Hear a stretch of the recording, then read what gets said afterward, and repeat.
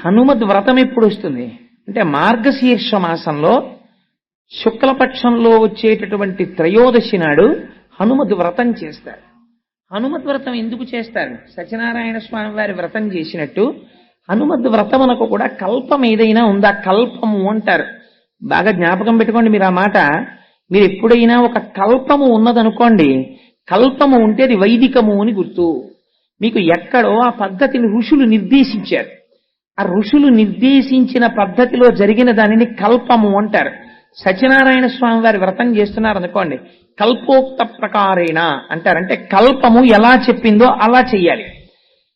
దానికి ఒక పద్ధతిని ఋషులు నిర్ణయించి పెట్టారనమాట. అంటే మీకు అది ఖచ్చితంగా ఫలితాన్ని ఇచ్చేస్తుంది. హనుమద్ వ్రతమునకు కూడా కల్పము ఉన్నది. ఆ కల్పము ప్రకారము చెయ్యాలి. అయితే హనుమద్ వ్రతము ఎక్కడ చెయ్యాలి అన్నారు. అసలు యథార్థమునకు హనుమద్ వ్రతం ఎక్కడ చెయ్యాలో తెలుసా అండి? పంపానది తీరమునందు కూర్చుని మాత్రమే హనుమద్ వ్రతమును చెయ్యాలి. వేరొక చోట ఎక్కడ కూర్చుని కూడా హనుమద్ వ్రతమును చెయ్యరాదు. మరి ఏమండి, ఆ రోజున హనుమద్ వ్రతానికి మార్గశీర్ష మాసంలో శుద్ధ త్రయోదశి నాడు మేమందరం పంపానది తీరానికి వెళ్ళిపోయి చెయ్యమా వ్రతం అంటే శాస్త్రము దానికి ఒక మినహాయింపు ఇచ్చింది. ఎలా చేస్తావు హనుమద్ వ్రతము అంటే, నువ్వు పంపానదీ తీరమునకు వెళ్ళలేకపోతే ఒక కలశని పెట్టి ఆ కలశలో నీరు పోసి ఆ కల్పమునకు దారములు కడతారు. అది శాస్త్రము తెలుసున్నటువంటి వారు, ఆ ప్రక్రియని నిర్వహించగలిగినటువంటి వారు కడతారు. కట్టి దాని మీద ఆ కలశ మీద ఆ కొబ్బరి బొండాన్ని పెట్టి ఆకులు వేసి అందులోకి పంపాజలముల యొక్క ఆవాహన మంత్రం చెప్తారు.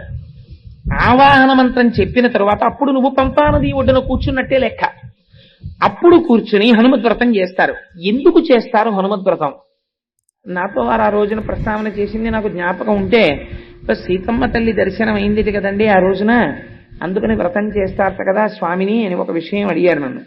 కానీ మీకు కాలము యొక్క గణని బట్టి చూస్తే రామాయణంలో అలా పొంతన కుదరదు.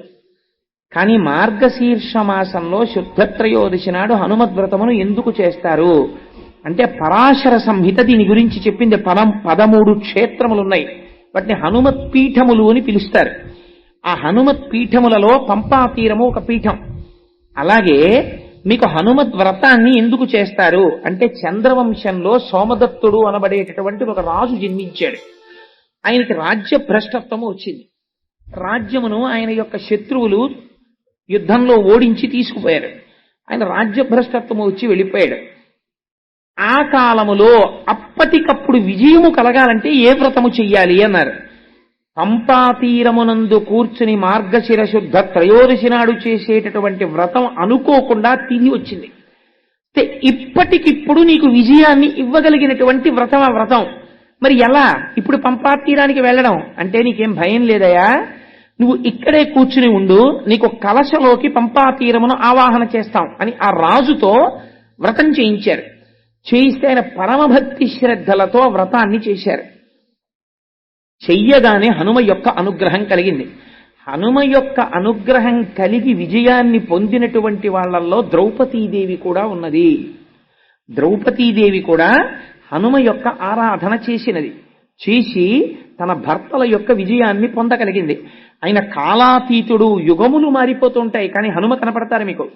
ఆనాడు చంద్రవంశంలో ప్రభవించినటువంటి సోమదత్తుడనేటటువంటి రాజు హనుమద్వ్రతములు చేసినటువంటి ఉత్తర క్షణంలో హనుమ యొక్క అనుగ్రహం కలిగి అపారమైనటువంటి సైన్యము అక్కడికక్కడ దొరికింది. అరణ్యంలో ఉన్న భిల్లులందరూ తోడొచ్చారు. తన రాజ్యాన్ని తాను పొందాడు. ఇలా వ్రతం చేశాడు. సాయంకాలానికి మూర్ధాభిషిక్తుడైపోయాడు.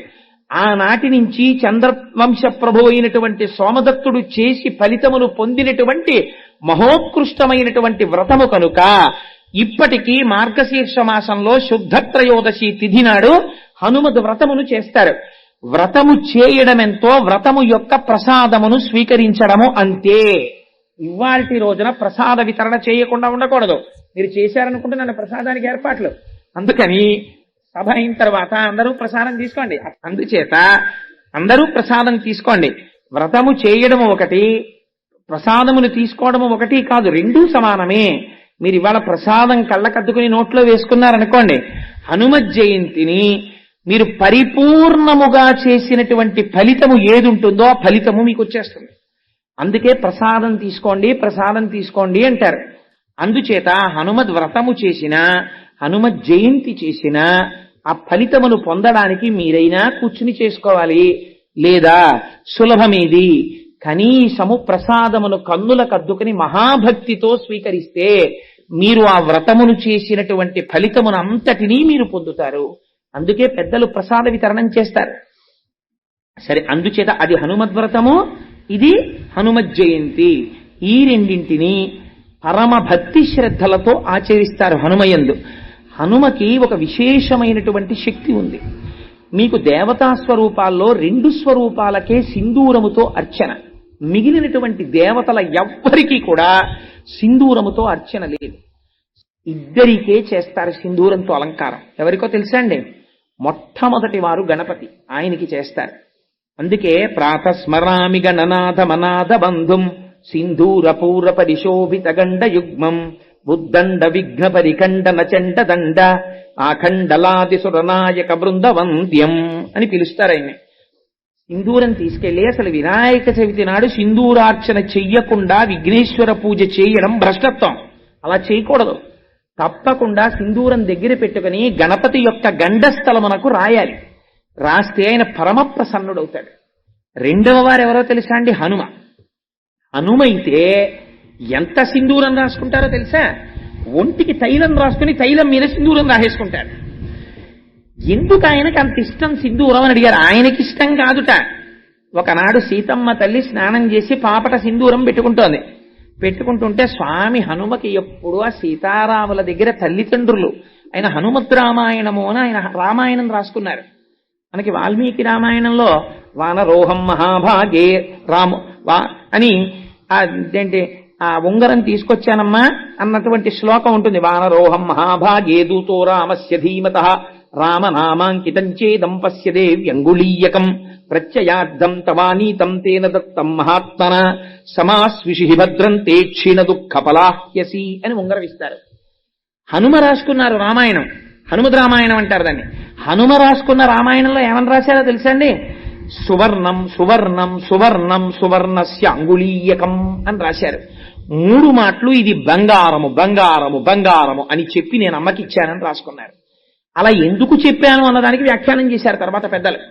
ఎందుకు అలా 3 మాటలు బంగారము బంగారము బంగారం అన్నారు హనుమ అన్నదానికి. సరే, అందుచేత హనుమద్ రామాయణంలో ఒక మాట రాశారు. సీతమ్మ తల్లిని మొట్టమొదటిసారి నేను దర్శనము చేసినప్పుడు అమ్మ నన్ను చూసినప్పుడు ఆ చూపు ఎట్లా ఉందో తెలుసా?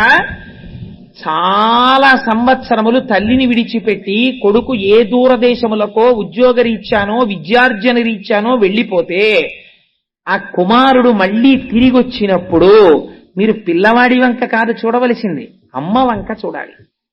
అమ్మ ఆ కొడుకు వంక చూసుకుంటున్నప్పుడు చూసేటటువంటి చూపులలో ఎటువంటి ఆర్ద్రత ఉంటుందో, ఇన్నాళ్లకి తిరిగి వచ్చిన కొడుకుని చూసుకున్నటువంటి అమ్మ ఎంత సంతోషంగా చూస్తుందో అంత సంతోషంగా నన్ను సీతమ్మ చూసినది అన్నారు. ఇది గుర్తుకొచ్చి నా గురించి చెప్తున్నావా అనుకున్నారులా ఉంది. స్వామి ఓసారి చూడడానికి ఇడిదిరిగేరులా ఉంది. అందుకని హనుమద్ రామాయణంలో స్వామి హనుమ అలా రాసుకున్నారు, సీతమ్మని తల్లి తనని చూడడం. అందుకని జగజ్జనని యొక్క చూపులు తనవేపు చూసేటట్టుగా చూడబడిన మహాత్ముడు స్వామి అంటే. అటువంటి హనుమ, ఆ హనుమ గురించి ఎక్కడ చెప్పుకుంటే అక్కడ పరమప్రసన్నుడవుతారు. ఇలాంటి రోజున ఒక నియమం ఉంటుంది. ఏమిటో తెలుసా అండి? హనుమకి యథార్థమునకు నైమిత్తికము అంటారు ఇవాళ తిథిని. ఇవాళ తిథి నాడు 108 సార్లు స్వామికి ప్రదక్షిణం చెయ్యాలి ఓపికన్న వాళ్ళు. 108 ప్రదక్షిణాలు చేసేటప్పుడు కూడా ఒక నియమం ఉంది. 108 ప్రదక్షిణాలు చేస్తూ మధ్యలో ఎవరో కనపడితే పినిగారు బాగున్నారా అంటూ నడవడం అలా చేయకూడదు. ఎవరు కనపడినా ఒక నమస్కారం. అసలు యథార్థమునకు దేవాలయంలో నమస్కారం వేరొకరికి చెయ్యకూడదు. ఆయన ఎంత ప్రాజ్ఞుడు అనివ్వండి, చెయ్యకూడదు దేవాలయంలో. దేవాలయంలో ఎవరున్నారో ప్రధానమూర్తి వారికే నమస్కారం. ఒకవేళ వేరొకరు చేసినా వీరేమంటారంటే దేవాలయంలో ఎదురుగుండా ఎవరున్నారో వారికి హనుమత్ పరబ్రహ్మార్పణమస్తు అంటారు. తప్ప తాను ఆశీర్వచనం చెయ్యడు. చెయ్యకుండా ఇది దేవతకు చెందుగాక అని పంపించేస్తాడు. అందుచేత ఇవాళ 108 ప్రదక్షిణములు చెయ్యాలి. 108 ప్రదక్షిణాలు చేసేటప్పుడు బాగా జ్ఞాపకం పెట్టుకోండి. హనుమకి 108 ప్రదక్షిణాలు చేస్తే ప్రదక్షిణం చేసేటప్పుడు మీరు ఏవి పడితే ఇవి పెట్టి లెక్కలు పెట్టకూడదు. నేను చాలా చోట్ల చూస్తుంటాను. కాగితాలు పెన్ను పట్టుకొస్తుంటారు. పట్టుకొచ్చి ఏవో 1 2 3 4 5 ఏదో వేసుకుంటారులా ఉంది, పెన్నుతో గీతలు పెడుతుంటారు. శాస్త్రము నిషేధించింది, అలా చేయకూడదు. బాగా గుర్తుపెట్టుకోండి, ప్రస్తావన వచ్చింది కాబట్టి చెప్తున్నాను. మిరియముతో లెక్క పెట్టకూడదు. తెలియక మిరియం గింజలు ఇలాంటివి తెచ్చి లెక్కలు పెడుతుంటారు. ఎప్పుడూ వాడకూడదు. వాటి యందు ఉగ్రత ఉంటుంది. అందుకని మిరియాలు లెక్కకి తేకూడదు. మీరు ఎప్పుడైనా అంకెతో ప్రదక్షిణం నైమిత్తికంలో చేస్తే, నా సొంతంగా చెప్పట్లేదు, పరాశర సంహిత చెప్పింది. మీరు ఇలాంటి రోజున 108 ప్రదక్షిణాలు చేస్తే ఎలా చేయాలో తెలుసండి. మీ కామ్యము తక్షణము నెరవేరిపోతుంది.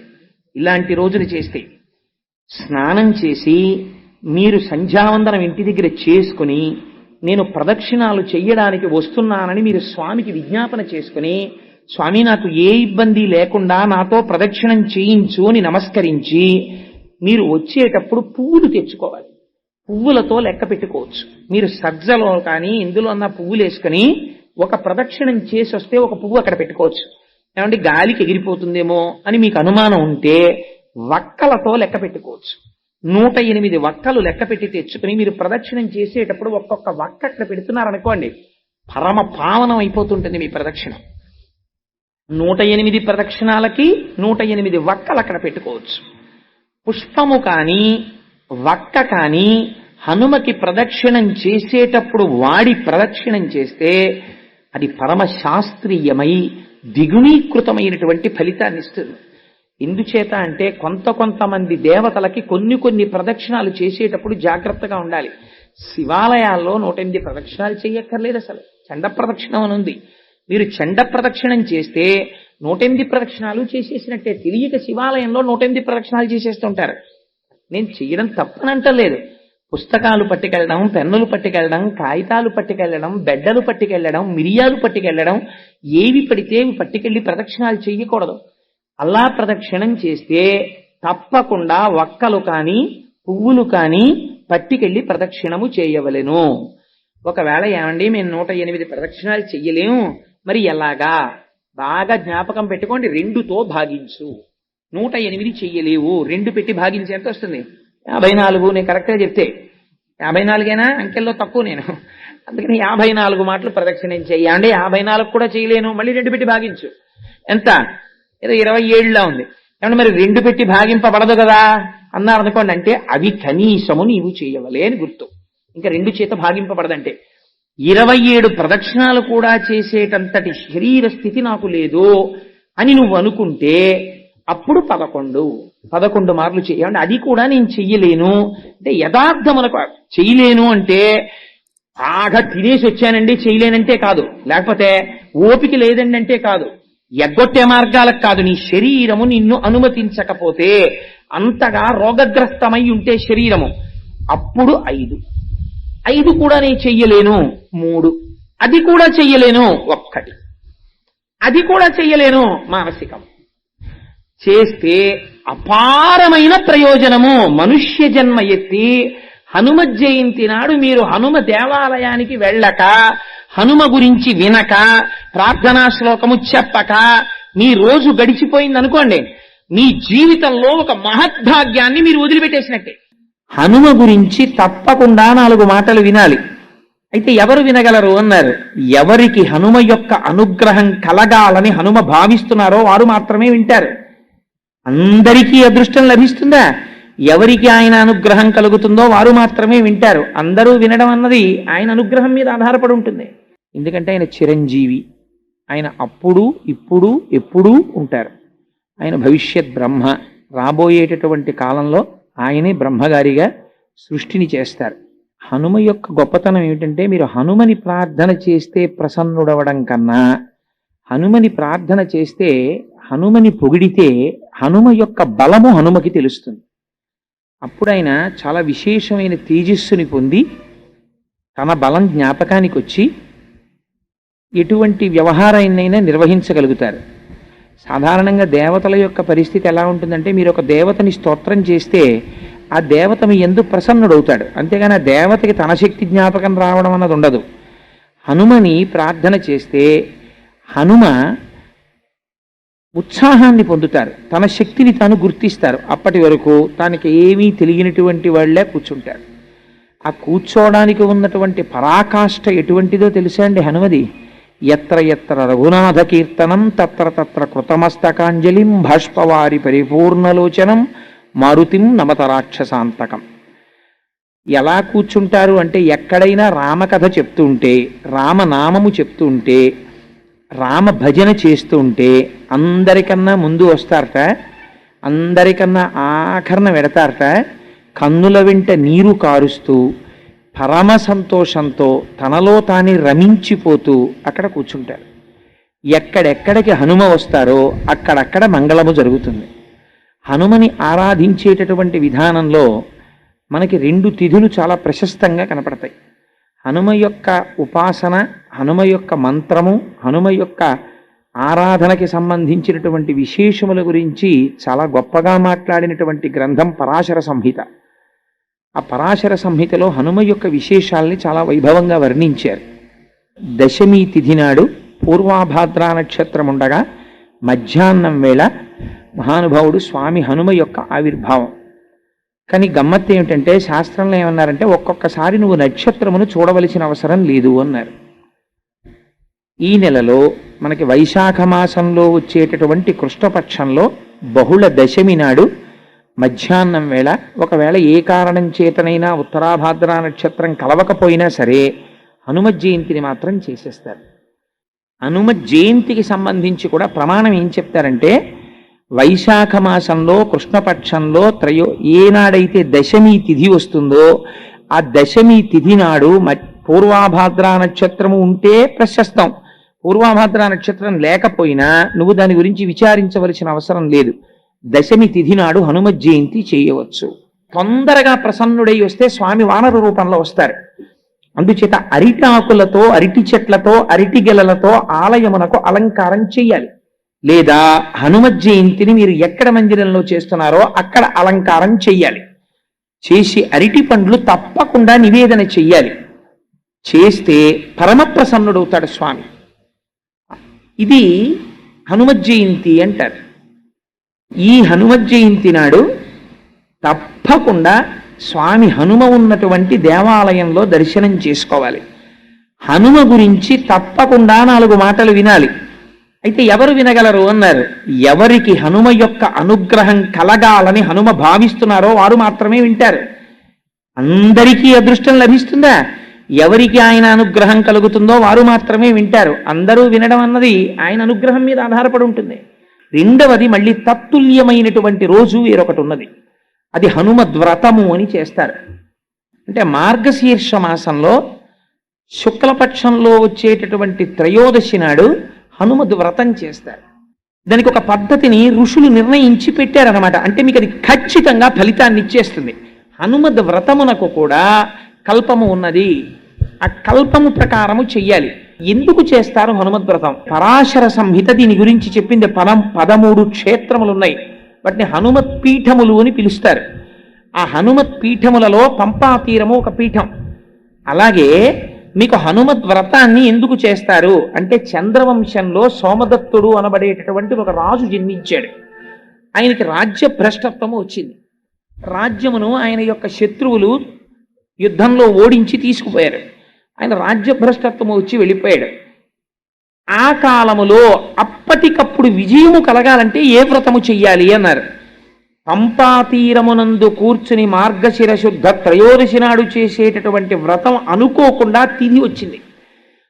ఇప్పటికిప్పుడు నీకు విజయాన్ని ఇవ్వగలిగినటువంటి వ్రతం ఆ వ్రతం. మరి ఎలా? ఇప్పుడు పంపాతీరానికి వెళ్ళడం అంటే నీకేం భయం లేదయా? నువ్వు ఇక్కడే కూర్చుని ఉండు, నీకు కలశలోకి పంపాతీరమును ఆవాహన చేస్తాం అని ఆ రాజుతో వ్రతం చేయించారు. చేయిస్తే ఆయన పరమభక్తి శ్రద్ధలతో వ్రతాన్ని చేశారు. చెయ్యగానే హనుమ యొక్క అనుగ్రహం కలిగింది. హనుమ యొక్క అనుగ్రహం కలిగి విజయాన్ని పొందినటువంటి వాళ్ళల్లో ద్రౌపదీదేవి కూడా ఉన్నది. ద్రౌపదీదేవి కూడా హనుమ యొక్క ఆరాధన చేసినది.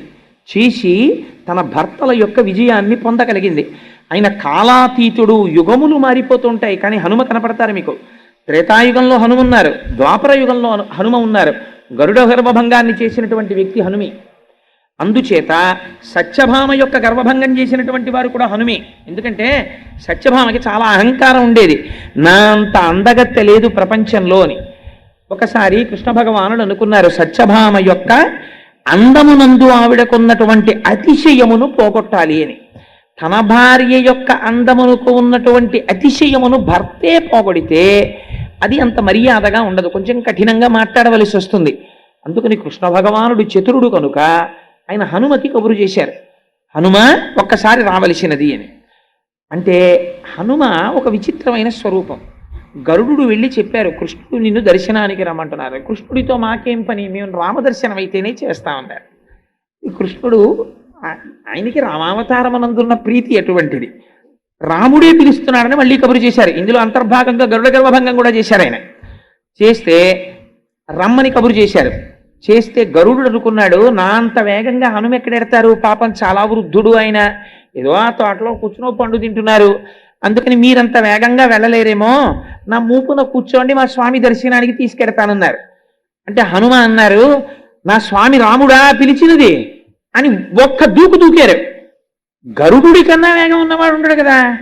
గరుత్మంతుడు ఆశ్చర్యంగా ఇలా చూశారు, వెళ్ళిపోయారు. ఆయన ఎటు వెళ్ళిపోయాడు ఈయనని ఆయన గబగబా వచ్చారు అంతఃపురంలోకి. వచ్చే లోపల జరిగిన విచిత్రం ఏమిటో తెలుసా అండి, సుదర్శనుడు అడ్డొచ్చాడు. అక్కడ సుదర్శన చక్రం అడ్డొచ్చి, లోపల రాముడు ఉన్నాడు ఏమిటి, కృష్ణుడు ఉన్నాడు, నువ్వెలా పెడతావు, నా అనుగ్రహం లేకుండా, నా అనుమతి లేకుండా వెళ్ళడానికి వీల్లేదన్నాడు. ఈయనెవరు నాకడ్డు రావడానికి అని చటుక్కుని చేతితో పట్టుకుని నోట్లో పెట్టుకుని మింగేశారు. ఆయన మింగేసి లోపలికి వెళ్ళిపోయారు. వెళ్ళిపోయి రామచంద్రమూర్తి పాదముల కృష్ణుడు రాముడిగా దర్శనమిచ్చారు. ఆయనకి దర్శనం ఇవ్వగానే వెళ్ళి రాముడి పాదముల మీద పడిపోయి కన్నీటితో అభిషేకం చేసేశారు. చేసేసి పక్కకి చూశారు, మా అమ్మ సీతమ్మ పాదాలేవని. ఇలా పైకి చూశారు, సత్యభామాదేవి నిలబడింది. స్వామి ఇదేమిటి మీ పక్కన మా అమ్మ కదా ఉండాలి, దాసి ఉన్నదేమి అని అడిగారు. అడిగితే సత్యభామ ఆశ్చర్యపోయింది. ఆశ్చర్యపోతే కృష్ణ భగవానుడు అన్నాడు, ఈమె దాసి కాదు, ఈ అవతారమునందు నా పత్ని సత్యభామ, మీ అమ్మ సీతమ్మ రుక్మిణీ అంశతో ఉన్నది అన్నారు. అప్పుడు సత్యభామకు అర్థమైంది. అప్పుడు కృష్ణుడు అన్నారు, నువ్వు లోపలికి వచ్చేటప్పుడు హనుమా నిన్నెవరో అడ్డగించలేదా అన్నారు. అడ్డగించకే స్వామి, మీరు అలా అంటే గుర్తొచ్చింది, ఎవరో సుదర్శన చక్రంట, నువ్వెలా లోపలికి ఎడతావన్నాడు, స్వామి మింగిశాను అడ్డొస్తోందని. ఉండండి మీరు అలా అన్నారు కాబట్టి వదిలేస్తాను బయటికని గభాలను త్రేణుకు త్రేయించి పక్కన పారేశారు. అప్పుడు సుదర్శన చక్రానికి కూడా గర్వభంగం అయింది. అప్పుడు వచ్చాడు గరుత్మంతుడు. హనుమ వచ్చారా ఇటని, రావడం ఏంటి, లోపలికి వెళ్ళి మాట్లాడడం కూడా అయిపోతోందన్నారు. అప్పుడు వచ్చి నిలబడ్డాడు తెల్లబోయి చూసి, గరుత్మంతుడా చూశావా హనుమ వేగం అన్నారు. నన్ను మించిన వేగం లేదనుకునేవండి స్వామి, ఇంతమందికి ఏకకాలమునందు పాఠం చెప్పేశారు. గరుత్మంతుడికి గర్వభంగం అయిపోయింది, సుదర్శనుడికి గర్వభంగం అయిపోయింది, సత్యభామకి గర్వభంగం అయిపోయింది. ద్వాపర యుగం వరకు మహానుభావుడు గర్వభంగము చేస్తూ ఉద్ధరించినటువంటి మహోత్కృష్టమైనటువంటి స్వరూపం హనుమ యొక్క స్వరూపం. ఆనాడు చంద్రవంశంలో ప్రభవించినటువంటి సోమదత్తుడనేటటువంటి రాజు హనుమద్వ్రతమును చేసినటువంటి ఉత్తర క్షణంలో హనుమ యొక్క అనుగ్రహం కలిగి అపారమైనటువంటి సైన్యము అక్కడికక్కడ దొరికింది. అరణ్యంలో ఉన్న భిలులందరూ తోడొచ్చారు. తన రాజ్యాన్ని తాను పొందాడు. ఇలా వ్రతం చేశాడు, సాయంకాలానికి మూర్ధాభిషిక్తుడైపోయాడు. ఆనాటి నుంచి చంద్రవంశ ప్రభు అయినటువంటి సోమదత్తుడు చేసి ఫలితమును పొందినటువంటి మహోత్కృష్టమైనటువంటి వ్రతము కనుక ఇప్పటికీ మార్గశీర్ష మాసంలో శుద్ధ త్రయోదశి తిథి నాడు హనుమద్ వ్రతమును చేస్తారు. వ్రతము చేయడం ఎంతో, వ్రతము యొక్క ప్రసాదమును స్వీకరించడము అంతే. వ్రతము చేయడము ఒకటి, ప్రసాదమును తీసుకోవడము ఒకటి కాదు, రెండూ సమానమే. మీరు ఇవాళ ప్రసాదం కళ్ళకద్దుకుని నోట్లో వేసుకున్నారనుకోండి, హనుమత్ జయంతిని మీరు పరిపూర్ణముగా చేసినటువంటి ఫలితము ఏది ఉంటుందో ఆ ఫలితము మీకు వచ్చేస్తుంది. అందుకే ప్రసాదం తీసుకోండి, ప్రసాదం తీసుకోండి అంటారు. హనుమకి ఒక విశేషమైనటువంటి శక్తి ఉంది. మీకు దేవతా స్వరూపాల్లో 2 స్వరూపాలకే సింధూరముతో అర్చన, మిగిలినటువంటి దేవతల ఎవ్వరికీ కూడా సింధూరముతో అర్చన లేదు. సింధూరమును ఎవరు ధరించాలి అని అడిగారు. అడిగితే ఒక్క స్త్రీ మాత్రమే ధరిస్తుంది. అది కూడా ఎవరు? సువాసినులైనటువంటి స్త్రీలు. వివాహమై భర్త కలిగినటువంటి స్త్రీలు 5వ తనం ఉన్న వాళ్ళు ఎవరున్నారో వాళ్ళు తప్పకుండా పక్కపాపిళ్ళు అవి తీయమని శాస్త్రంలో చెప్పలేదు. మధ్యపాపట తీసి, దీర్ఘమైన మధ్యపాపిడి తీసి పాపట యొక్క ప్రారంభమునందు సింధూరముతో అలంకారము చేసి తీరాలి. అలా చేస్తే ఏమవుతుంది? భర్తకి ఆయుర్దాయం పెరుగుతుంది. ఇద్దరికే చేస్తారు సింధూరంతో అలంకారం. ఎవరికో తెలుసా అండి? మొట్టమొదటి వారు గణపతి, ఆయనకి చేస్తారు.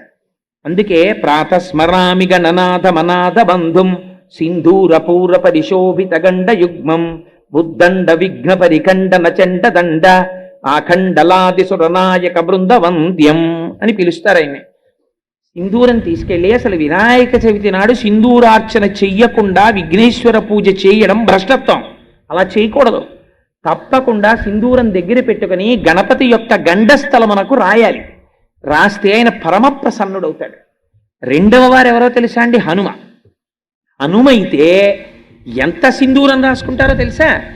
ఒంటికి తైలం రాసుకుని తైలం మీద సింధూరం రాసేసుకుంటారు. ఎందుకు ఆయనకి అంత ఇష్టం సింధూరం అని అడిగారు. ఆయనకి ఇష్టం కాదుట. ఒకనాడు సీతమ్మ తల్లి స్నానం చేసి పాపట సింధూరం పెట్టుకుంటుంటే స్వామి హనుమకి ఎప్పుడు ఆ సీతారాముల దగ్గర తల్లిదండ్రులు ఆయన హనుమద్ రామాయణము అని ఆయన రామాయణం రాసుకున్నారు. మనకి వాల్మీకి రామాయణంలో వానరోహం మహాభాగే రాము అని అదేంటి ఆ ఉంగరం తీసుకొచ్చానమ్మా అన్నటువంటి శ్లోకం ఉంటుంది. వానరోహం మహాభాగే దూతో రామస్య ధీమతః రామనామాంకితం చేదం పశ్యదే వ్యంగుళీయకం ప్రత్యయార్థం తవానీతం తేన దత్తం మహాత్మన సమాస్విషి భద్రం తే క్షీణ దుఃఖ పలాహ్యసి అని ఉంగరం ఇస్తారు. హనుమ రాసుకున్నారు రామాయణం, హనుమద్ రామాయణం అంటారు దాన్ని. హనుమ రాసుకున్న రామాయణంలో ఏమని రాశారో తెలుసా అండి? సువర్ణం సువర్ణం సువర్ణం సువర్ణస్య అంగుళీయకం అని రాశారు. 3 మాటలు ఇది బంగారము బంగారము బంగారము అని చెప్పి నేను అమ్మకి ఇచ్చానని రాసుకున్నారు. అలా ఎందుకు చెప్పాను అన్నదానికి వ్యాఖ్యానం చేశారు తర్వాత పెద్దలు. ఎందుకు అలా 3 మాటలు బంగారము బంగారము బంగారం అన్నారు హనుమ అన్నదానికి. సరే, అందుచేత హనుమద్ రామాయణంలో ఒక మాట రాశారు. సీతమ్మ తల్లిని మొట్టమొదటిసారి నేను దర్శనము చేసినప్పుడు అమ్మ నన్ను చూసినప్పుడు ఆ చూపు ఎట్లా ఉందో తెలుసా? చాలా సంవత్సరములు తల్లిని విడిచిపెట్టి కొడుకు ఏ దూరదేశములకో ఉద్యోగరీత్యానో విద్యార్జన రీత్యానో వెళ్ళిపోతే ఆ కుమారుడు మళ్ళీ తిరిగి వచ్చినప్పుడు మీరు పిల్లవాడి వంక కాదు చూడవలసింది, అమ్మ వంక చూడాలి. అమ్మ ఆ కొడుకు వంక చూసుకుంటున్నప్పుడు చూసేటటువంటి చూపులలో ఎటువంటి ఆర్ద్రత ఉంటుందో, ఇన్నాళ్లకి తిరిగి వచ్చిన కొడుకుని చూసుకున్నటువంటి అమ్మ ఎంత సంతోషంగా చూస్తుందో అంత సంతోషంగా నన్ను సీతమ్మ చూసినది అన్నారు. ఇది గుర్తుకొచ్చి నా గురించి చెప్తున్నావా అనుకున్నారులా ఉంది. స్వామి ఓసారి చూడడానికి ఇడిదిరిగారులా ఉంది. అందుకని హనుమద్ రామాయణంలో స్వామి హనుమ అలా రాసుకున్నారు, సీతమ్మని తల్లి తనని చూడడం. అందుకని జగజ్జనని యొక్క చూపులు తనవేపు చూసేటట్టుగా చూడబడిన మహాత్ముడు స్వామి అంటే. అటువంటి ఆ హనుమ గురించి ఎక్కడ చెప్పుకుంటే అక్కడ పరమప్రసన్నుడవుతారు. ఇలాంటి రోజున ఒక నియమం ఉంటుంది. ఏమిటో తెలుసా అండి? హనుమకి యథార్థమనకు నైమిత్తికము అంటారు ఇవాళ తిథి నాడు 108 సార్లు స్వామికి ప్రదక్షిణం చెయ్యాలి ఓపికన్న వాళ్ళు. పువ్వులతో లెక్క పెట్టుకోవచ్చు. మీరు సజ్జలో కానీ ఇందులో అన్న పువ్వులు వేసుకొని ఒక ప్రదక్షిణం చేసి వస్తే ఒక పువ్వు అక్కడ పెట్టుకోవచ్చు. ఏమంటే గాలికి ఎగిరిపోతుందేమో అని మీకు అనుమానం ఉంటే వక్కలతో లెక్క పెట్టుకోవచ్చు. 108 వక్కలు లెక్క పెట్టి తెచ్చుకుని మీరు ప్రదక్షిణం చేసేటప్పుడు ఒక్కొక్క వక్క అక్కడ పెడుతున్నారనుకోండి, పరమ పావనం అయిపోతుంటుంది మీ ప్రదక్షిణం. 108 ప్రదక్షిణాలకి 108 వక్కలు అక్కడ పెట్టుకోవచ్చు. పుష్పము కానీ వక్క కానీ హనుమకి ప్రదక్షిణం చేసేటప్పుడు వాడి ప్రదక్షిణం చేస్తే అది పరమ శాస్త్రీయమై ద్విగుణీకృతమైనటువంటి ఫలితాన్ని ఇస్తుంది. హనుమ జయంతి నాడు మీరు హనుమ దేవాలయానికి వెళ్ళక, హనుమ గురించి వినక, ప్రార్థనా శ్లోకము చెప్పక మీ రోజు గడిచిపోయింది అనుకోండి, మీ జీవితంలో ఒక మహద్భాగ్యాన్ని మీరు వదిలిపెట్టేసినట్టే. అంత సర్వోత్కృష్టమైనటువంటి తిథి, అంత గొప్ప తిథి హనుమ జయంతి అంటే. అందుకే సుందరకాండ ప్రారంభం చేస్తే ధీరస్సలిల కల్పేషు విచచార యథాసుఖం అని మొదలుపెట్టారు మహర్షి. మహాధీరుడు, ధీమంతుడు, ధీహి అన్న పదాన్ని ప్రయోగించారంటే గొప్ప బుద్ధిశాలి, బ్రహ్మజ్ఞాని. అటువంటి వాడికి మీరు ఒకటి బాగా జ్ఞాపకం పెట్టుకోండి, చాలా మేధా సంపత్తి ఉన్నవాడు కొన్ని కాలముల యందు పిరికివాడై ఉంటాడు. ఆయనకి చాలా బలం ఉంటుంది, చాలా మంత్రములు వచ్చు, చాలా విషయాలు తెలుసు, కానీ పిరికివాడు. నాకెందుకు లేదు గొడవ అంటాడు. బ్రాహ్మణుడికి పిరికితనం ఉండాలంది శాస్త్రం. ఎందుకో తెలుసా అండి? బ్రాహ్మణ పిరికిరా, పంతులు గారి పిరికాడంటాడు. బ్రాహ్మణుడికి పిరికితనం లేదనుకోండి, లోకమంతా కలిసి వచ్చి నిలబడినా సరే ఆయన ముందు మీరు నిలబడలేరు. దిగ్బలం క్షత్రియ బలం బ్రహ్మతేజో బలం బలం అని విశ్వామిత్రుడంతటి వాడు వశిష్ఠుడు అన్నాడు. దిగ్బలం క్షత్రియ బలం, క్షత్రియులు కూడా నిలబడలేరు బ్రహ్మణుడి ముందు. ఎప్పుడు? బ్రాహ్మణుడే ఆగ్రహించాడా, ఆయన మంత్రశక్తి ముందు నిలబడలేరు. అందుకే హనుమ ఒక మాట అన్నారు, మాదృశాని విశిష్టాని మహాత్మనాం సుగ్రీవ వశవర్తిన ఆగమిష్యతి సుగ్రీవ సర్వేషాంబో నిషూదన నేయమస్తి పురీం లంకాం నయూయం నచరావణ యస్మాదిక్ష్వాకు నాదేన బద్ధం వైరం మహాత్మన అన్నారు. ఏమిరా రాక్షసులారా మీరు అహంకరిస్తున్నారు? నా వంటి మహాబలులు సుగ్రీవుడికి వశవర్తులై ఉన్నారు. సుగ్రీవుడు వస్తున్నాడు, సుగ్రీవుడు అడుగు పెట్టాడా? సుగ్రీవుడు అంటే సు అంటే మంచి, గ్రీవం అంటే కంఠము కలిగిన వాడు, వేదమును ఉపాసన చేసిన వాడు, స్వరము తెలిసిన మహాపండితుడు, వేదము యొక్క మంత్రముల చేత ప్రతిపాదింపబడిన పరబ్రహ్మ యొక్క స్వరూపమును గుర్తిరిగినటువంటి మహాపురుషులైనటువంటి వారు, బ్రహ్మజ్ఞానులైనటువంటి వాడు, యోగి పురుషుడైనటువంటి హనుమ ఆత్మదర్శనమైన తరువాత, సీతమ్మ దర్శనమైన తరువాత ఈ మాట అన్నారు, నీయమస్తి పురీం లంకాం నయూయం నచరావణ. ఈ లంక లేదు, మీరు లేరు, ఈ రాక్షసులు లేరు, సర్వనాశనం అయిపోతోంది. ఎందుకవుతోంది? యస్మాదిక్ష్వాకునాథేన బద్ధం వైరం మహాత్మన. ఇక్ష్వాకునాథుడైనటువంటి ధర్మమూర్తి అయిన రామచంద్రమూర్తితో మీరు వైరం పెట్టుకున్నారు, అందువల్ల మీరు నశించిపోతారని చెప్పారు. ఒక యోగి నోటి వెంట ఆ మాట వచ్చింది, అంతే. లంక లేదు, రావణుడు లేడు, రాక్షసులు లేరు, అందరూ నశించిపోయారు. లంకా దహనం చేసేటప్పుడు ఒక్క విభీషణుడి ఇల్లు హనుమ వదిలిపెట్టారు. ఆ ఒక్క విభీషణుడికే పట్టాభిషేకం. ఆయన మాత్రమే లంకని పరిపాలిస్తాడు. మిగిలిన వాళ్ళందరూ నశించిపోవలసిందే పుత్రమిత్ర కళత్రాదులతో. అందుకని ఆయన బ్రహ్మజ్ఞాని, బ్రహ్మము, మహావీరుడు. ఏకకాలమునందు బలము ఉంటుంది, కానీ ఎవరి జోలికి ఆయన వెళ్ళరు. మీరు అందుకే చూడండి, ఎప్పుడో నేను చేస్తానని ముందుకి హనుమ రారు. నియంత్రణలో ఉంటుంది బలం, నిగ్రహంలో ఉంటుంది. జాంబవంతుడికే తెలిసి రహస్యం రామాయణంలో. ఆయన వస్తాడు, వచ్చి ఒక్కసారి చెప్తాడంతే, మహానుభావ హనుమ, నువ్వు రక్షించకపోతే ఎవరు రక్షిస్తారయ్యా? ఈ మాట అనాలి. అందుకే అమ్మవారు కూడా, సీతమ్మ తల్లి కూడా, తమస్మిన్ కార్య నిర్యోగే ప్రమాణం హరిసత్తమ హనుమాన్ యత్నమాస్తాయ దుఃఖక్షయకరో భవ. తమస్మిన్ కార్య నిర్యోగే అని 1కి 10 మాటలు. తమస్మిన్ కార్య నిర్యోగే, హనుమా నీ వల్లే ఈ పని అవ్వాలి, నీ వల్లే ఈ పని అవ్వాలి, నువ్వు అందుకు సమర్థుడవు, నువ్వు రక్షించాలి అంటారు. అనగానే ఆయన బలమైన తెలుసుకుంటారు. అంతే, ఒక్కసారి పెరిగిపోతారు. ఇంకా ఎంతమంది అవనివ్వండి, ఆయనకు ఆయుధాలు అక్కర్లేదు. అంతే, శిలాభిస్తు ప్రహరత పాదపైశ్చ సహస్రశ అర్ధయిత్వా పురీం లంకాం అభివర్జ్య చ మైథిలీం సమృద్ధార్థో గమిష్యామి విశతాం సర్వరక్షసాం అని బయలుదేరి రాక్షస సంహారం చేస్తారు, బ్రహ్మజ్ఞానోపదేశం చేస్తారు. కేవలము ఏదో తన యొక్క శక్తి చేత రక్షించడము మాత్రమే కాదు. మీరు జ్ఞాపకం పెట్టుకోండి, హనుమ దగ్గర ఒక గొప్పతనం ఉన్నది. హనుమ కేవలము శరీర బలంతో రక్షించడమే అని మీరు అనుకుంటున్నారేమో. హనుమ కాలాతీతుడై రక్షణ చేస్తా. హనుమతో సంఘం ఉందనుకోండి మీకు. సుగ్రీవుడు హనుమని నమ్ముకున్నాడు. ఒక్కొక్కసారి హనుమ ఎలా మాట్లాడేవారో తెలుసా? సుగ్రీవుణ్ణి తలకాయ తీసేసుకోవాలి సుగ్రీవుడు. రామలక్ష్మణులు నడిచి వచ్చేస్తున్నారు కిష్కింధకాండలో. చూశాడు సుగ్రీవుడు, అంతే భయపడి పారిపోతున్నాడు. ఎందుకు అలా పారిపోతున్నావు అన్నారు హనుమ. వాళ్ళని చూస్తే చూడు ఎలా ఉన్నారో, చాలా తేజోవంతులుగా ఉన్నారు, నన్ను చంపడానికి మా అన్న పంపించి ఉంటాడు, అందుకని పారిపోతున్నాను అన్నారు.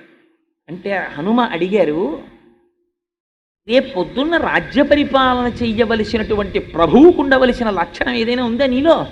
ఇంత పిరికితనమా? వచ్చిన వారెవరో తెలుసుకోకుండానే పరుగులు పెడుతుంటావా? ఏమిటి దైన్య బుద్ధి, సిగ్గుగా లేదు నీకని అడిగారు. అడిగితే సుగ్రీవుడు అన్నాడు, అయితే నువ్వు వెళ్ళి కనుక్కొస్తావా వాళ్ళు ఎవరో అన్నాడు. అని మళ్ళీ ఎంత అనుమానం అంటే, నువ్వు హనుమగా విడితే నాకు భయం, వేషం మార్చుకుని వెళ్ళన్నారు. తన ప్రభువుకి నమ్మకం కల్పించడం కోసమని తాను పరివ్రాజకుడిగా మారి రామలక్ష్మణుల దగ్గరికి వెళ్ళారు. వెళ్ళి ఇలా చూడగానే వీళ్ళ దగ్గర దొంగ వేషాలతో మాట్లాడక్కర్లేదని మళ్ళీ వానరం అయిపోయి మాట్లాడి తన ప్రభువు దగ్గరికి వచ్చినప్పుడు, నువ్వు అలా వెళ్ళి మాట్లాడేసావు, వాళ్ళు గుర్తుపట్టేసి అలా ఉంటారని మళ్ళీ పారిపోతాడేమోనని మళ్ళీ పరివ్రాజకుడిగా వచ్చారు. ఏమి బుద్ధిమతాం వరిష్టం అండి!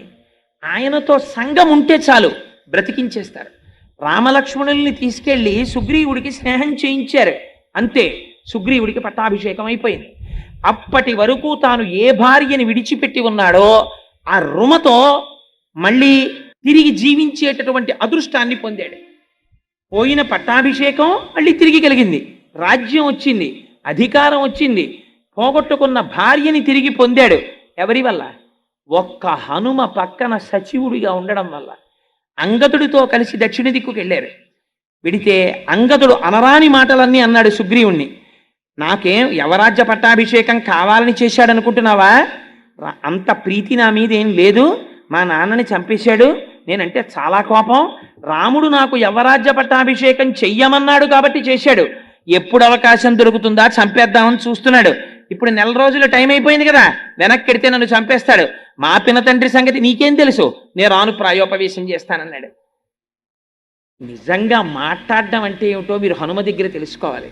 ఆయన అన్నారు, ఏమిటో విర్రడివి ప్రాయోపవేశం చేస్తానంటే, వీళ్ళందరూ నీ వెనకాల వస్తున్నారని ప్రాయోపవేశం చేస్తానంటున్నావు, వీళ్ళందరూ నీతో ప్రాయోపవేశం చెయ్యరు. వీళ్ళకి 3 రోజులు 4 రోజులు అయిపోయిన తర్వాత మళ్ళీ భార్య బిడ్డలు గుర్తొస్తారు.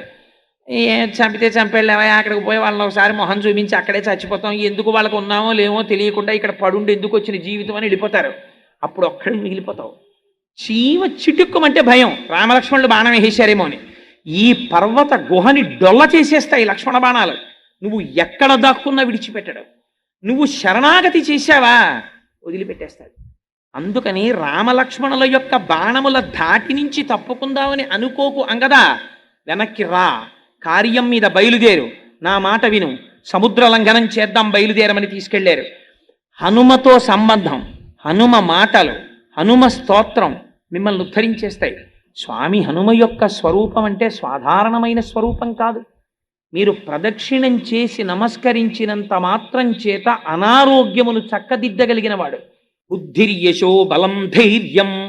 ప్రతిరోజు ఒక్కసారి పిల్లలు కాని పెద్దలు కాని హనుమ యొక్క మూర్తి ముందు నిలబడి, హనుమ యొక్క మూర్తి లేని ఇల్లు ఉంటుందని నేను అనుకోవట్లేదు, నిలబడి ఒక్కసారి స్వామి అని ఇలా నమస్కారం చేశారనుకోండి, ప్రయాణానికి వెళ్లే ముందు హనుమ యొక్క నామాలు కొన్ని ఉన్నాయి, ఆ నామములను మీరు ఒక్కసారి చదివి బయలుదేరారనుకోండి, ప్రయాణ కాలంలో వెడుతున్నప్పుడు మీకు ఏదైనా ప్రమాదము జరగవలసి ఉన్నది అనుకోండి, గ్రహరీత్యా, అప్పుడు యాక్సిడెంట్ అంటారు, ప్రమాదం జరిగి నెత్తురు చిందవలసినటువంటి రోజు గ్రహస్థితిలో వచ్చిందనుకోండి, అప్పుడు మీరు హనుమానం జనాసూను వాయుపుత్రో మహాబల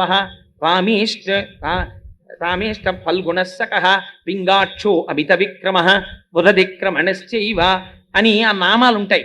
ఆ నామాల్ని మీరు ఒక్కసారి చదువుకునేవి ఎన్నో ఉండవు. ద్వాదశైతాని నామాని కపీంద్రస్య మహాత్మన, 12 నామాలు.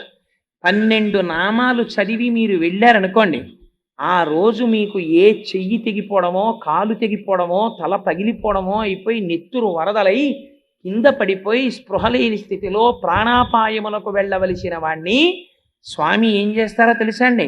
మీరు బస్సు ఎక్కుతూ ఉండగా పైకి లేచిన ఏ రేకో కాలుకు తగిలి ఒక్క నెత్తురు బొట్టు కారి వదిలిపెట్టేస్తుంది. జరగదా? జరుగుతుంది. ఎలా? వరద కింద వెళ్ళిపోవలసిన నెత్తురు ఒక్క బొట్టుతో కింద పడి వదిలిపెట్టేస్తుంది. అంత శక్తి స్వరూపం స్వామి, మహానుభావుడు, పిలిస్తే పలికేటటువంటి స్వరూపం హనుమ. అందుచేతనే బుద్ధిర్యశో బలం ధైర్యం.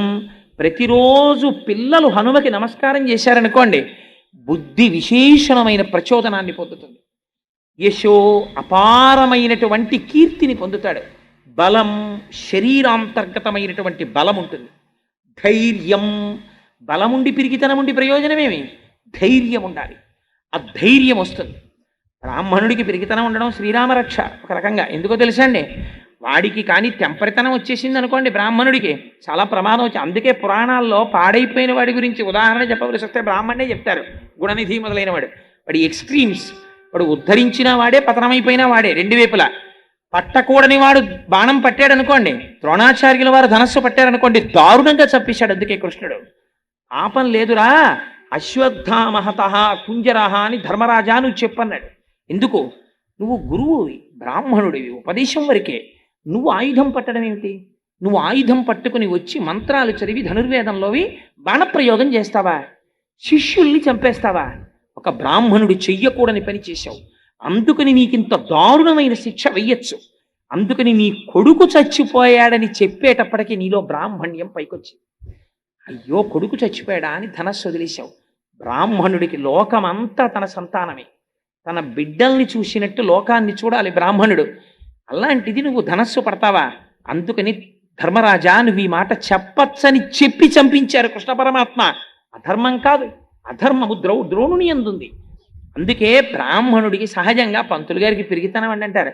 పంతులు గారు పిరికాడు కాకపోతే లోకానికి ఉపద్రవం వచ్చేస్తుంది. అందుకే పంతులు గారు పిరికితనంగా ఉండడం నీకు అదృష్టం. ఆయన ఏం ప్రయోగాలు చేయడు, ఆయన ఏం మంత్రశాస్త్రాన్ని తన రక్షణకు ఉపయోగించుకోడు, లోకమును రక్షించడానికి ఉపయోగిస్తాడు. బలం అంటే శరీరమునకు బలము ఈశ్వరార్చనకు కావాలి. అందుకని ఆ బలం ఇస్తాడు. బుద్ధిర్ యశో బలం ధైర్యం, ధైర్యాన్ని ఇస్తాడు ఆయన. బుద్ధిర్ యశో బలం ధైర్యం నిర్భయత్వమరోగత. ధైర్యము అన్న మాటకు అర్థం ఏమిటో తెలుసా అండి? ధైర్యము అంటే కష్టము వచ్చినప్పుడు కూడా భగవంతుని యొక్క పాదములు విడిచిపెట్టకుండా గొప్ప పూనికతో ఈశ్వరుడి పాదములే పట్టి ఈ కష్టము నా కర్మ ఫలితముగా వస్తే ఇంత చిన్న ఫలితముతో సరిపెట్టి నన్ను కృతకృత్యుణ్ణి చేసి రక్షించిన భగవంతుని పాదములు విడిచిపెట్టనన్న పూనిక నీయందు నిలబెట్టిన ఈశ్వర ప్రచోదనమునకో ధైర్యమని పేరు. నిర్భయత్వం ప్రతిదానికి భయపడిపోవడం, మానసిక రుగ్మత అది పోగొట్టడం నిర్భయత్వం. అరోగత ఎప్పుడు రోగం రెండు రకాలు. ఉన్న రోగం ఒకటి, లేని రోగం ఆపాదించుకోవడం ఒకటి. వాక్పటుత్వం చ, వాక్పటుత్వం అంటే సభలోకి వెళ్ళి గంటలు మాట్లాడడం కాదు. ఆ మాట ఆయన నోటి వెంట వచ్చిన మాట విన్న వాళ్ళ యొక్క జీవితములు చక్కదిద్దేటట్టుగా, వారికి ఉన్నటువంటి లోపములను దిద్ది వారిని మంచి మార్గము వైపుకి నడిపించేటటువంటి శక్తి వాక్కునకు ఆవాహన అయి వాక్కును అగ్నిగా మార్చి అజ్ఞాన దాహకత్వము చేయగలిగినటువంటి జ్ఞానము వాక్కునందు ప్రచోదనము చేయగలిగినటువంటి శక్తి ఈశ్వరానుగ్రహముగా ఒకటి వాయువునందు నిక్షేపింపబడి వాక్కుగా మారితే వాక్పటుత్వం చ హనుమత్ సేవితం లభేత్. ఎవరు హనుమ యొక్క పాదములు పట్టి సేవిస్తున్నారో వారికి లభిస్తాయి. ఇంకింతకన్నా ఏం కావాలండి జీవితంలో? ఋషులు నీకు అభయం ఇచ్చారు, ఇవన్నీ నీకు ఉంటాయిరా, నువ్వేం చేయక్కర్లేదు. స్వామి ఉన్నారన్న పూనికతో ఒక్క నమస్కారము చెయ్యి. ఆ పూనిక ప్రధానం. తులసీదాస్ గారు తెల్లవారుజామున చంద్రభాగా నదిలో స్నానం చేద్దామని చీకట్లో ప్రార్థన చేసుకుంటూ భజన పాడుకుంటూ వెళ్ళిపోతుంటే పాపం రెండు కళ్ళు లేనటువంటి అంధుడు ఒక ఆయన ఇంట్లో ఉండేవాడు. ఆయన ఇంట్లో వాళ్ళు నీకు కళ్ళు లేవు, ఏ పనికి రావు, కానీ నీకు మాత్రం 3 పూట్లా పెడుతూ ఉండాలి, మేపుతూ ఉండాలని తిడుతుండేవారు. ఎందుకు ఈ జన్మ, ఆత్మహత్య చేసుకు చచ్చిపోదామని చెప్పి ఆయన బయలుదేరి చీకట్లో ఎవరూ చూడకుండా, మనకి తెల్లారకట్ట లేచి సంధ్యావందనం చేయాలంటే తెల్లారకట్టే బాగా నిద్రపడుతుంది. 4 గంటల నుంచే బాగా నిద్రపడుతుంది చాలా మందికి. చూడండి 3 వరకు నిద్రపట్టదండి, 3 నిద్రపడుతుంది, పాలవాడు వచ్చేస్తామని బాధపడతాడు వాడు. ఎందుకంటే మరి పాలవాడి రూపంలో వచ్చి వీడిని లేపాడు అనుకోడు. అప్పుడు పడుకుంటేనే బాగా నిద్రపడుతుంది వాడికి.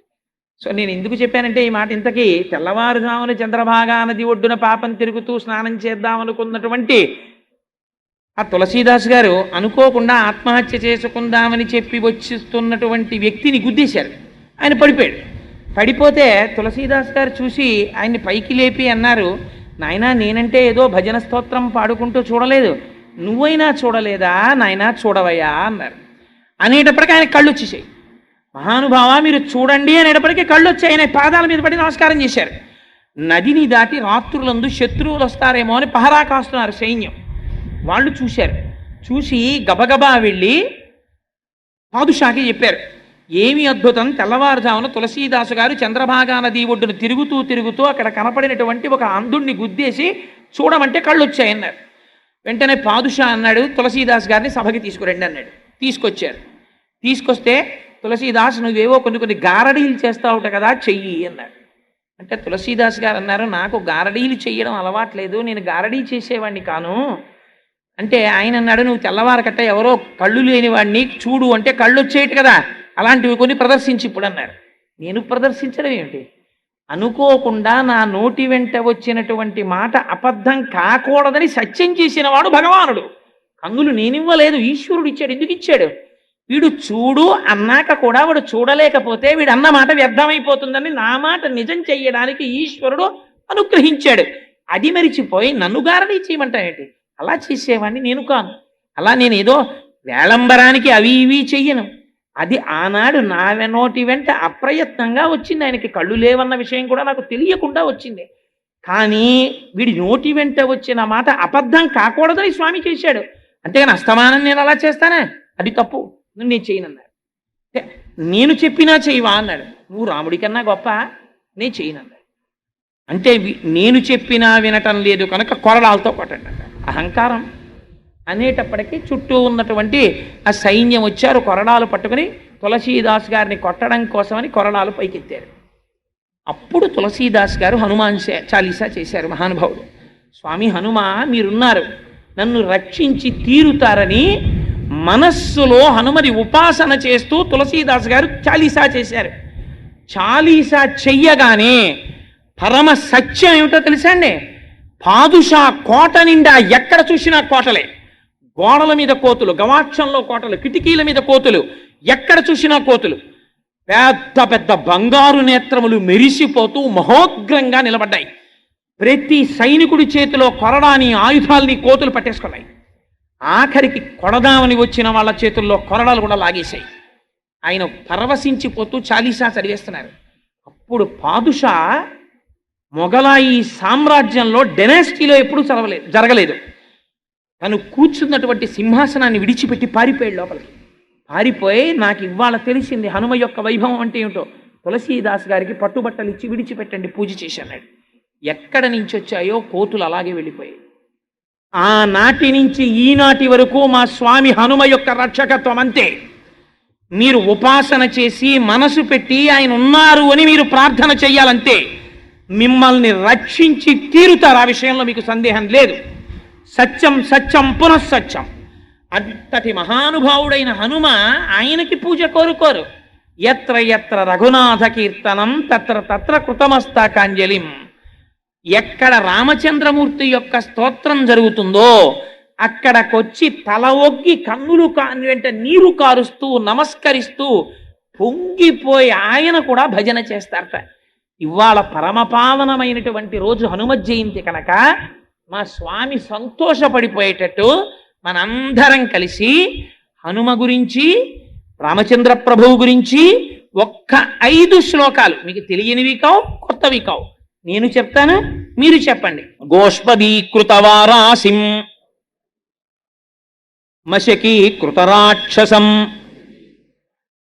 స్వామికి వినపడాలి, సంతోషించాలి, నా బిడ్డలు ఎంత ఆనందంగా చెప్తున్నారని. మశకీకృతరాక్షసం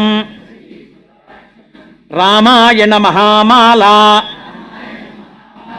రత్నం వందే అనిలాత్మజం అంజనానందనం వీరం జానకీ శోకనాశనం కపీశమక్షహంతారం వందే లంకాభయంకరం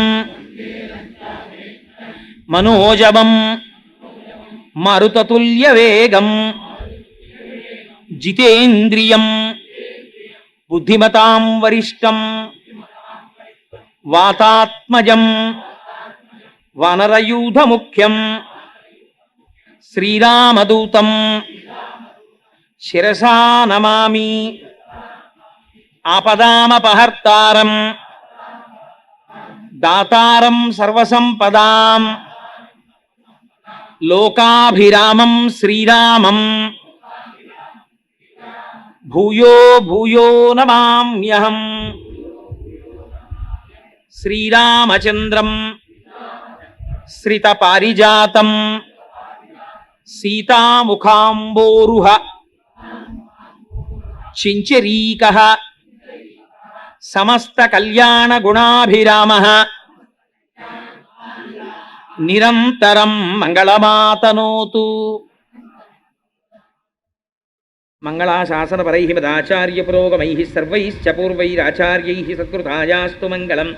మంగళం కోసలేంద్రాయ మహనీయ గుణాత్మనే చక్రవర్తి తనూజాయ సర్వభౌమాయ మంగళం.